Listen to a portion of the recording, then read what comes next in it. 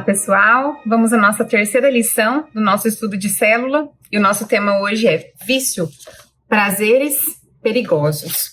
Bom, como todo o nosso estudo tem sido baseado no livro de Provérbios, o nosso tema de base hoje é Provérbios 23, do versículo 29 ao 35, e eu queria pedir a você que durante esse estudo, durante esse vídeo, você tivesse a sua Bíblia em mãos, você pode dar uma pausa no vídeo e ir lá abrir a sua Bíblia, voltar para o estudo, você pode dar um pause para discutir alguma coisa junto com as pessoas que estão junto com você, a sua família, você pode dar um pause para responder algumas questões e discutir isso, dar algum testemunho, eu espero que você fique à vontade em relação a tudo isso, e não se esqueça depois de dar um feedback, uma resposta para o seu líder em relação a esse estudo, tá? Isso vai ser muito importante para nós termos essa interação, ok? Então, Provérbios 23, do 29 ao 35, diz assim: Quem é que grita de dor? Para quem são as tristezas? Quem é que vive brigando e se queixando? Quem é que tem os olhos vermelhos e ferimentos que podiam ter sido evitados? É aquele que bebe demais e anda procurando bebidas misturadas. Não fique olhando para o vinho que brilha no copo, com a sua cor vermelha e desce suavemente, pois no fim ele morde como uma cobra venenosa. Você verá coisas esquisitas e falará tolices. Você se sentirá como se estivesse no meio do mar, enjoado, balançando no alto do mastro de um navio. E então você dirá: alguém deve ter batido em mim. Acho que levei uma surra, mas não lembro. Por que não consigo levantar? Preciso de mais um gole. Bom, esses versículos eles chegam a ser engraçados da forma como foram escritos. E o autor de Provérbios, desse capítulo 23, ele exemplifica muito bem a situação de uma pessoa embriagada. Quando a gente pensa em vício, geralmente a gente pensa em álcool, droga, cigarro, mas tem tantas outras coisas que nos viciam e que às vezes a gente não encaixa dentro do vício, né? E eu trouxe aqui, retirado do dicionário, a definição da palavra vício. Vou colocar aqui para vocês verem. Olha só. Então, o vício é um defeito grave que torna uma pessoa ou coisa inadequada para seus fins ou funções. Desregramento habitual, conduta ou costume censurável, um costume prejudicial. Então, olha, eu chamo a atenção para vocês para essas expressões: defeito grave, costume censurável e costume prejudicial. Né? Como é que vocês interpretam essas expressões? Como é que nós olhando para essas palavras, como é que nós reagimos a tudo isso? Você gostaria de ser inadequado para alguma coisa? Você gostaria de ser uma pessoa desregrada?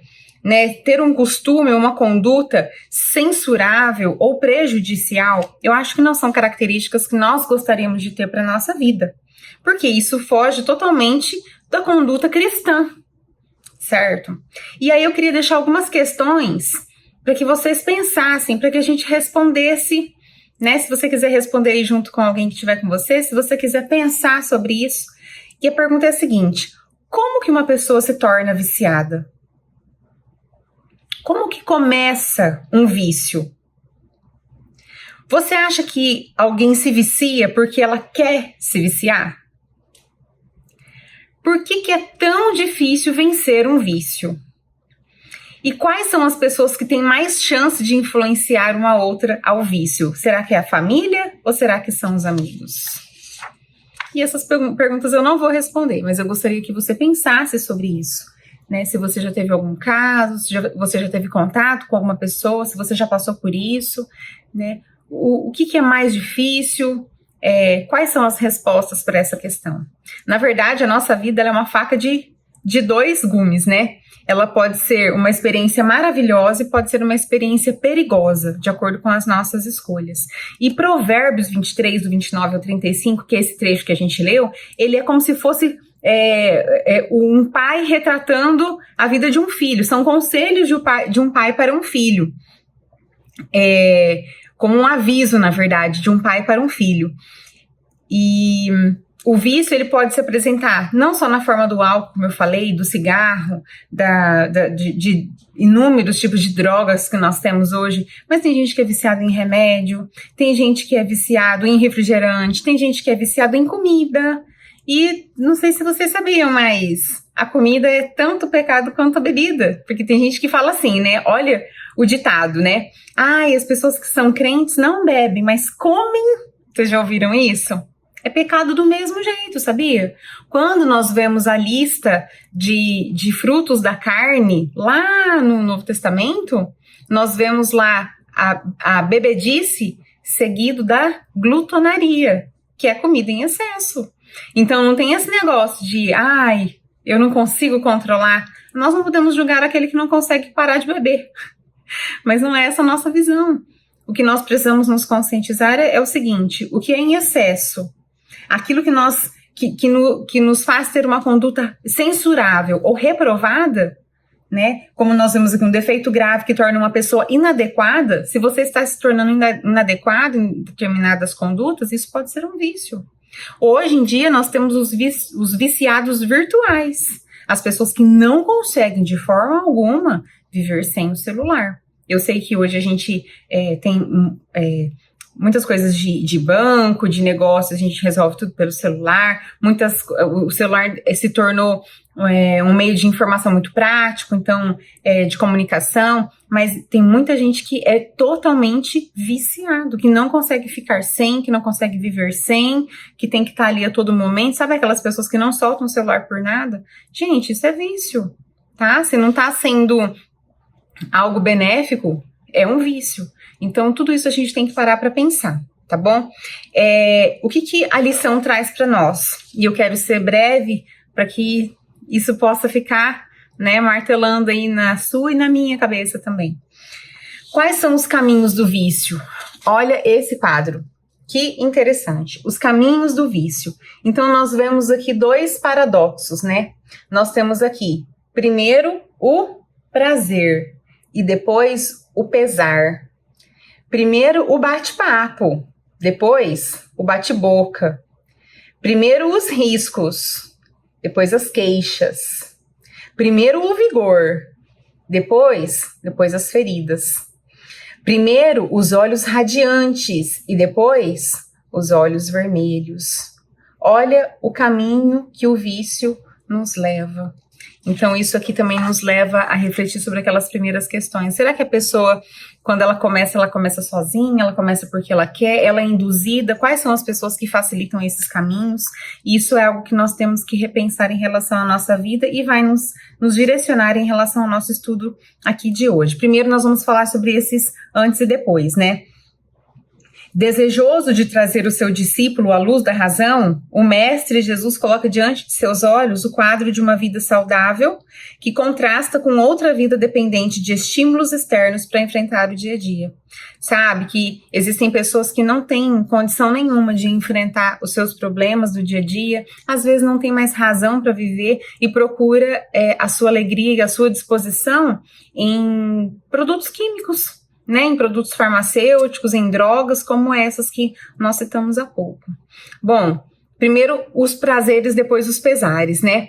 E aí nós voltamos no primeiro versículo, né? Para quem são os ais? Para quem são os pesares?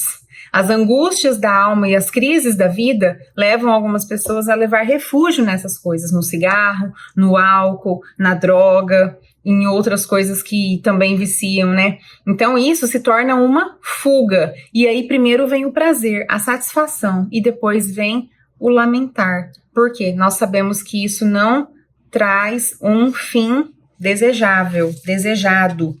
E nós vamos ler lá Isaías 5, versículo 11, que diz assim: ai dos que passam o dia inteiro bebendo cerveja e vinho, desde a madrugada até tarde da noite, e ficam completamente bêbados. Nas suas festas, há música de harpas e de liras, de pandeiros e de flautas, e muito vinho para beber. Eles não se importam com os planos de Deus, o Senhor, e nem levam em conta o que Ele está fazendo. Então, se nós, tendo consciência disso, ainda nos damos, talvez, a esse luxo, ou conhecemos as pessoas que fazem isso, a gente tem que repensar, porque primeiro é o prazer, primeiro é tudo legal, mas depois vem o pesar, porque essas atitudes sempre têm consequência. Sempre tem uma consequência e às vezes as consequências são terríveis, né? Por isso que diz primeiro o prazer, depois o pesar. Primeiro o bate-papo e depois o bate-boca, né? Para quem são as rixas? As palavras macias e as longas conversações que procuram convencer as pessoas a fazer uso de substâncias que viciam, elas logo são substituídas por discórdias, por brigas, por discussões, e aí o cenário muda totalmente.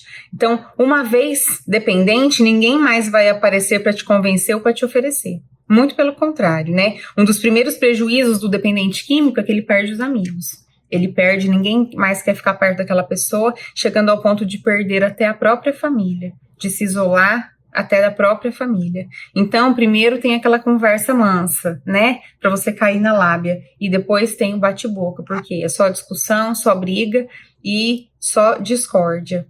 Primeiro os riscos e depois as queixas. O convívio fraterno e amigo em família, ele vai sendo sufocado pelas críticas, pelas reclamações, pelas gritarias, pela decepção, pela desconfiança. E isso esgota qualquer tipo de relação, né? Onde havia harmonia, então, agora há conflito, há riscos, há queixas. O vício, ele provoca uma degeneração, não só mental, mas social. Te afasta das pessoas que são preciosas, que são importantes, te afasta dos amigos, te afasta das famílias, e aí, então, só há queixa, só há solidão, né?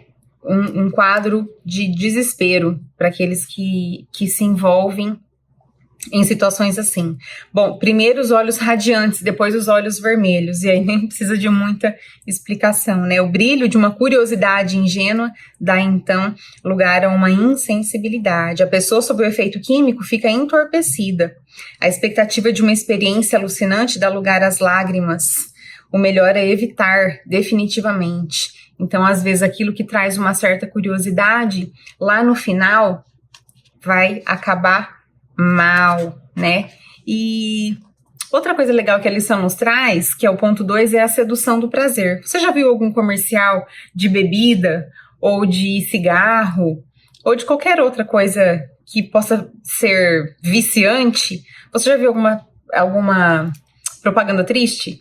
Né? Por exemplo, você já viu uma propaganda de cerveja mostrando a pessoa com cirrose hepática, mostrando a pessoa emagrecida, descorada, ou com algum tipo de doença proveniente da sua bebida, num leito de hospital? Você já viu isso? Não. Porque não é essa a realidade mostrada pela mídia. Então a mídia, ela explora, né, uma forma de propaganda de seduzir, de te levar a querer experimentar de uma forma boa. Mostra sempre mulheres muito bonitas, né, em lugares muito bonitos, com pessoas muito bonitas, cercada de amigos, porque essa é a primeira impressão. Essa é a primeira experiência, né? Os olhos que brilham, né? Aquele entusiasmo, aquela propaganda, né? Que seduz, o estímulo dos amigos que estão ali junto, e aí você é atraído para aquele produto, né? Que leva uma pessoa a entrar por essa porta que acaba provocando a dependência. É o estímulo, né? É aquilo que é apresentado. Talvez o desejo pela aventura, curiosidade espontânea pelo novo, pelo diferente, a pessoa tem uma tendência a uma aventura, quer experimentar algo novo. Tem tantas formas de você experimentar algo novo, que não seja através de bebida, de droga, de cigarro. Tem muitas formas de você experimentar algo novo, né? A prática de um esporte saudável, algumas pesquisas, algumas aventuras saudáveis, que você pode aí se exercitar, que você pode pensar, que você pode desenvolver algo bom, né? Que você quer fazer amigos, você pode estar em contato com outras pessoas, ajudando, você pode estar em contato com outras pessoas, levando a palavra de Deus, ajudando aquele que precisa de um ombro amigo, ouvindo aquelas pessoas que precisam falar, porque às vezes as pessoas só precisam expor os seus problemas, só precisam falar, e não tem quem as ouça. Você pode tratar dessa forma, né? Outra coisa é o fascínio das propagandas, né? A mídia, como eu falei agora, ela exerce uma influência muito grande sobre o modo de vida das pessoas. Então, primeiro tem aquela conversa mansa, né? Pra você cair na lábia. E depois tem o bate-boca, porque é só discussão, só briga e só discórdia. Primeiro os riscos e depois as queixas. O convívio fraterno e amigo em família, ele vai sendo sufocado pelas críticas, pelas reclamações, pelas gritarias, pela decepção, pela desconfiança. E isso esgota qualquer tipo de relação, né? Onde havia harmonia, então, agora há conflito, há riscos, há queixas. O vício, ele provoca uma degeneração, não só mental, mas social. Te afasta das pessoas que são preciosas, que são importantes, te afasta dos amigos, te afasta das famílias. E aí, então, só há queixa, só há solidão, né? Um quadro de desespero para aqueles que se envolvem em situações assim. Bom, primeiro os olhos radiantes, depois os olhos vermelhos, e aí nem precisa de muita explicação, né? O brilho de uma curiosidade ingênua dá, então, lugar a uma insensibilidade. A pessoa sob o efeito químico fica entorpecida. A expectativa de uma experiência alucinante dá lugar às lágrimas. O melhor é evitar definitivamente. Então, às vezes, aquilo que traz uma certa curiosidade, lá no final, vai acabar mal, né?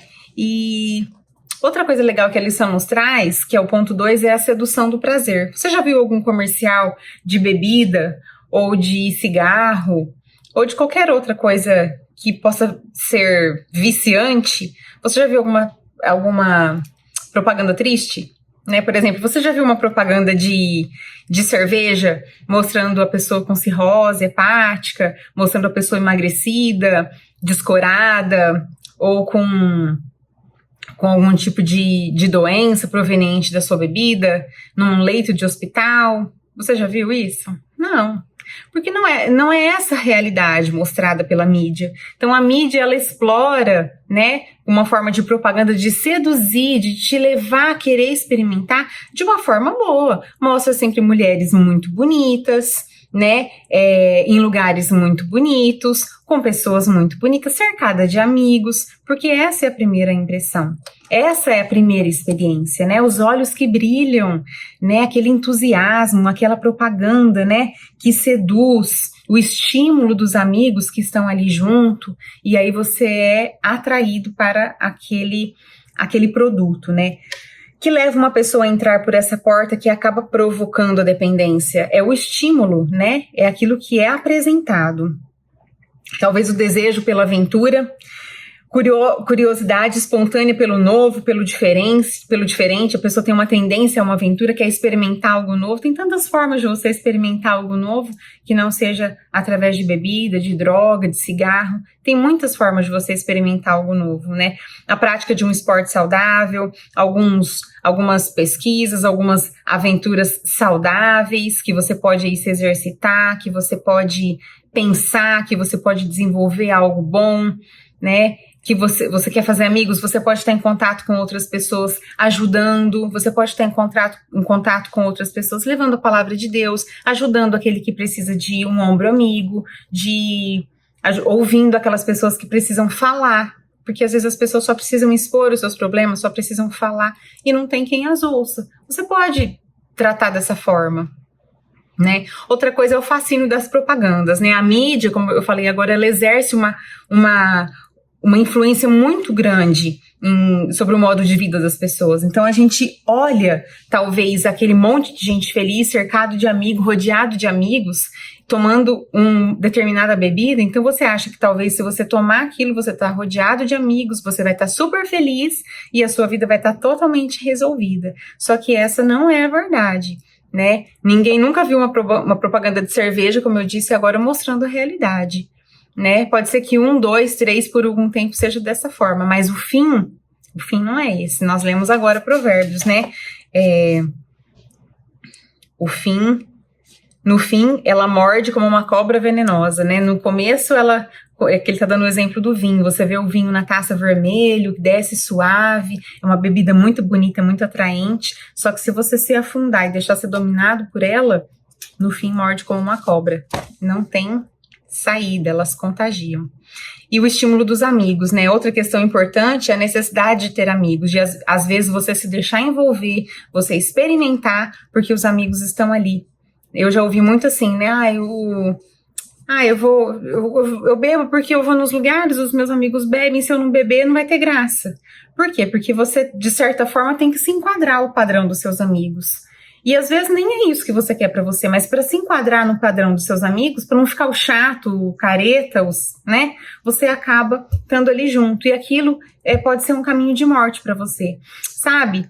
Às vezes não só para você, mas para sua família, para o seu marido, para sua esposa, para os seus filhos. Olha o exemplo que você está dando para os seus filhos. Será que é isso que você deseja demonstrar para eles? É isso que você quer ensinar aos seus filhos, né? É isso que você, essa alegria que você quer dar aos seus pais? Então, é essa alegria que você quer dar às pessoas que estão ali te olhando? Que você possa refletir nisso. Não vou te dar uma resposta, mas é questão de reflexão, questão de conduta cristã. E os efeitos, né? Os efeitos, eles são inevitáveis. Os pesquisadores e profissionais da área da saúde, tanto física como emocional, já comprovaram por estudos científicos e por estatísticas que o vício, seja ele qual for, ele deixa sequelas indeléveis no ser humano.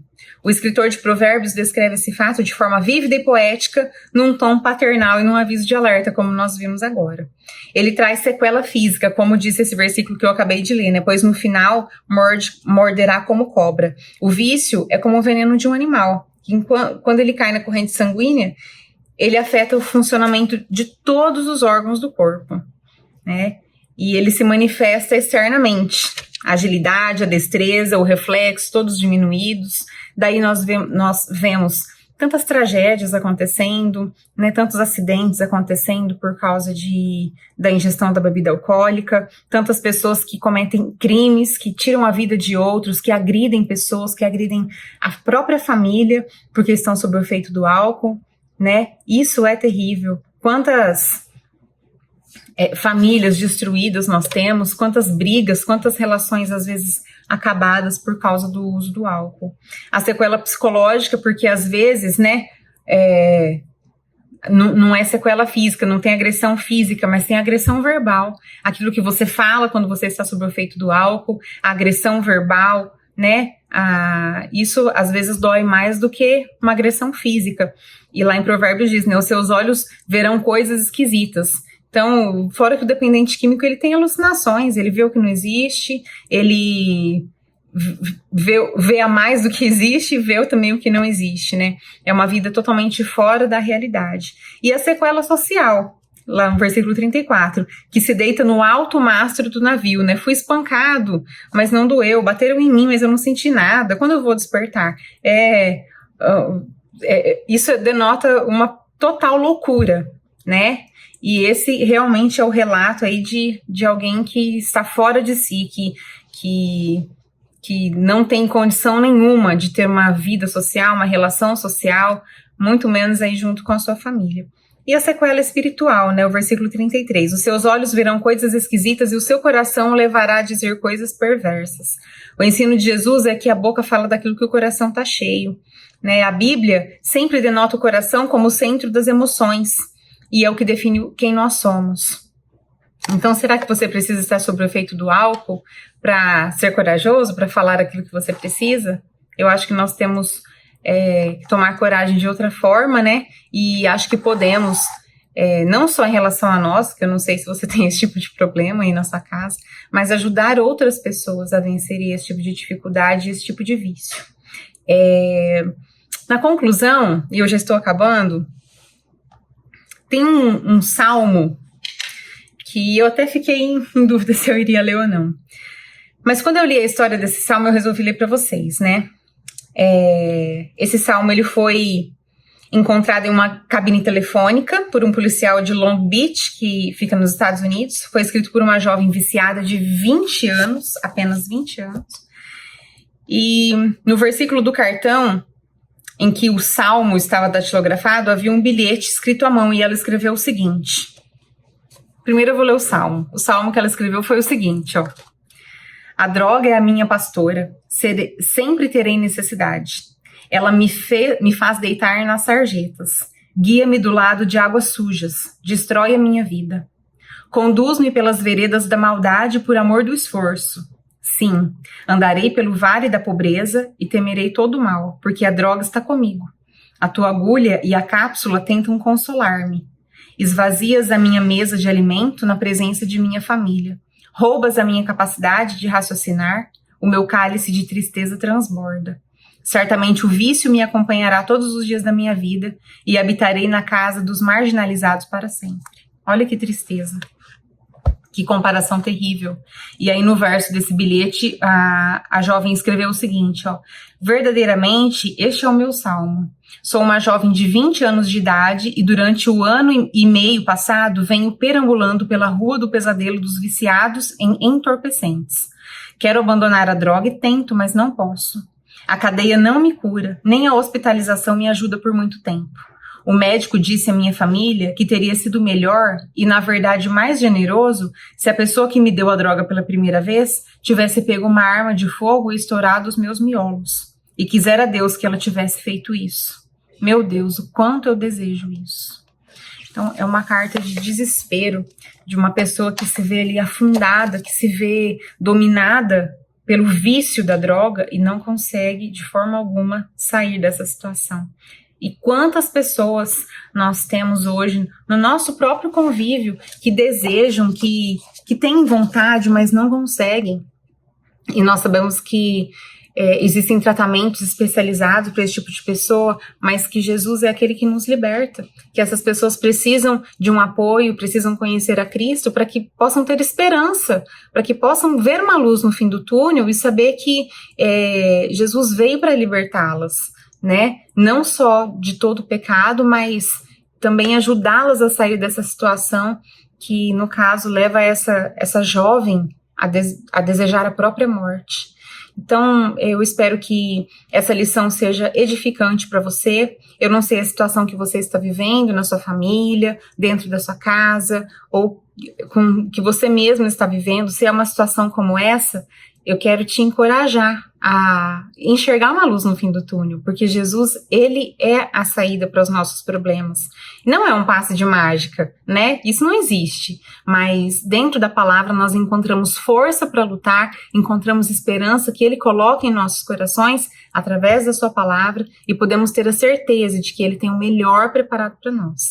Então, eu queria que aí na sua casa você pudesse nesse momento abaixar sua cabeça, fechar os seus olhos e que mesmo depois do término desse vídeo você possa estar aí junto com os seus orando por pessoas que se encontram nessa situação e que possa estar orando também pela nossa nação, pelo problema que nós estamos enfrentando, né, desde a semana passada, mas de uma forma mais intensa em relação ao coronavírus que vem aí assolando o nosso país, que vem trazendo muito medo, que vem trazendo pavor entre as pessoas, que nós possamos estar prontos, tomando todas as medidas que nos foram colocadas, né, mantendo-se em casa, lavando as mãos, mantendo as crianças, as pessoas acima de 60 anos em casa, e que, cumprindo essas orientações, possamos sim estar orando para que Deus encha o nosso coração de esperança, para que possamos estar fortes para enfrentar esse mal que vem até nós, e que da mesma forma que ele vem, certamente ele irá passar.